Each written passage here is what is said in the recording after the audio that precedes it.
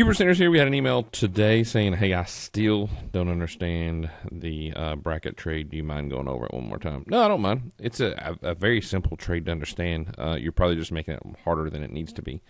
First thing I'm doing is I'm removing everything from the chart so we can just teach on a blank slate. So you see this big gap here in Visa, and this is a long example because usually most people can wrap their heads around longs easier than they can shorts. It also works to the short side, if you're wondering. So the first thing you're looking for is you have to be Switzerland. You have to be unbiased. And let's say that you're sitting there going, there's this event. This is usually a earnings release, or it's got to do with somebody saying something about the company, upgrade, downgrade, but it's usually an earnings release. It's usually what causes this gap.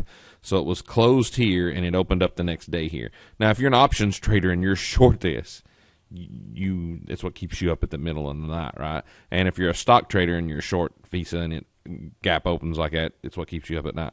But here's the deal, like, even if you're wrong, you can make money on this. And I'm not saying it from a marketing perspective, like, okay, even if you're wrong, you'll be able to make money. No. If you say, like, hey, I've got Visa going lower after it did this gap event or this earnings event or whatever event you want to call it, I think it's going to go lower. Well, that's great. Even if you're wrong and it doesn't go lower, you've got this bracket in it. So what you do is you let the opening gap happen, and you mark the low and you mark the high. In this case scenario, we're saying the high was 239.26 and the low was 228.05. Okay. Now from here, there's a couple things that you have to know about your trading plan before you go any further or farther. I don't even know what the right English language to use there is, but there's two different opportunities. You can either do an execution. So in other words, if the price action penetrates 239.26, you're going to go immediately long right there, right? Or you can do a close above 239.26, which you would actually get long right there, okay?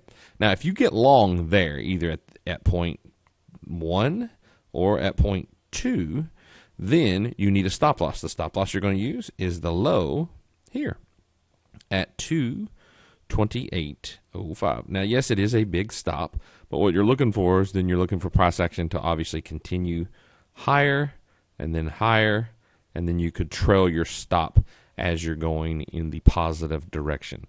Good luck. Hope it helps, and I'll see you on the next video.